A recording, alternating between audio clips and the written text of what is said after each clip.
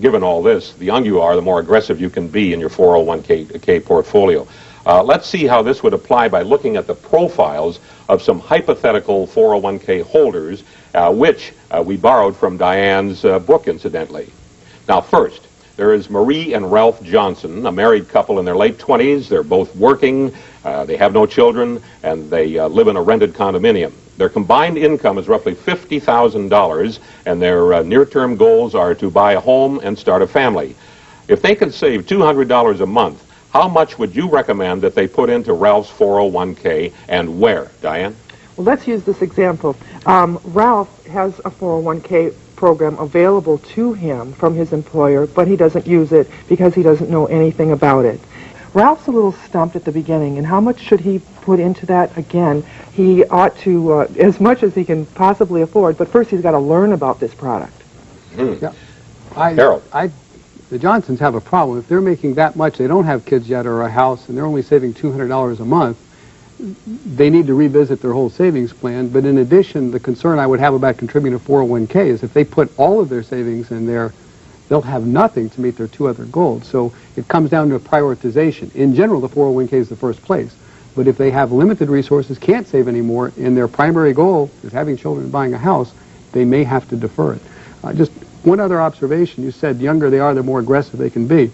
I think that compounds a misunderstanding. The younger they are, the more conservative they better be, which means it better be in stock. Okay, good point. Now, let's move on to a couple in their 30s, Catherine and Ronald Baker.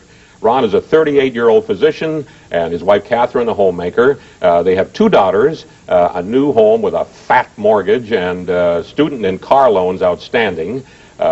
Ron says he'd like to start saving $300 a month for retirement, which represents less than 3% of his gross income. Is that enough, Jonathan? $300 a month. He's going to spend his golden years working under the golden arches if he's if he's going to save that amount. A physician with kids, he's got to put away a lot more money than that. Interestingly enough, Paul, if you're in your late 30s or 40s, in order to be able to accumulate enough money for retirement, you have to save about 20% of your income if you're starting from scratch, as he appears to be. He's got kids to educate as well. He violated that fundamental tenet. He's taking financial responsibility for things that eat. That's going to add even more. This particular individual probably has to save a quarter of his income in order to be able to afford to retire. That said, at least he's starting to do something. Sometimes it doesn't hurt to start small. You can get addicted to saving and putting money aside for retirement and for education. So at least he's starting, but I think he's going to fall further and further behind each year. I think that addicted point is very good because the number of people that I talk to say they're insecure about their first savings. They might not think it's enough money, but each month as that savings grows or their retirement plan grows, they go, gee, this is just great. And they start, instead of saying, I'm not going to buy that $100 outfit, I think I'll add that to my retirement plan or my personal savings plan. And there's a lot of truth to that. It's wonderful to watch your own money grow. It's one of the big advantages of a 401k. It starts the conceptual process. It gets you in the habit of saving. If you leave it up to yourself to fund an IRA, frequently you don't. 401k, you're reminded it's time to make a contribution. But I would agree, still better ratchet up. All right. Our next profile is Barbara Meredith, a 46-year-old widow and a nurse. Her late husband, a self-employed entrepreneur, did not leave her any life insurance policy or Social Security payments, only debts. With her problems, is saving for retirement still possible at all? Jonathan. It's essential. I mean, the fact is, you have to do it. I mean, what else is she going to retire on? It's not a question of whether she should or shouldn't. It's a question of starting to take action. No matter what your age or your financial circumstances, you have to set money aside.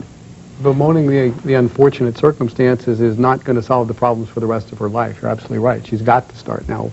And she may be between a rock and a hard place, but it won't get any better by ignoring it. Well, and this is a wonderful success story because she did take the situation into her own hands and has created a portfolio for herself with just within the last 5, 6, and 7 years that she's very proud of because she, in fact, did it herself. She was in a bad situation, took care of it, and is still going.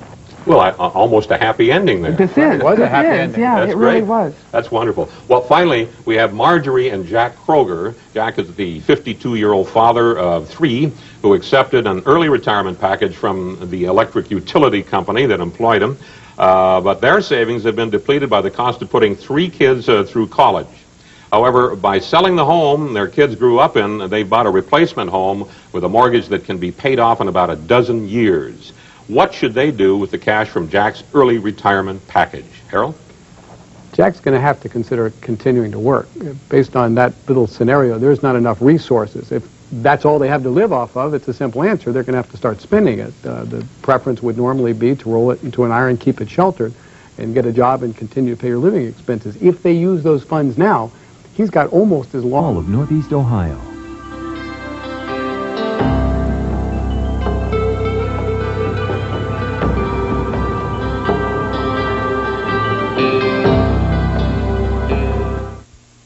WVIZ's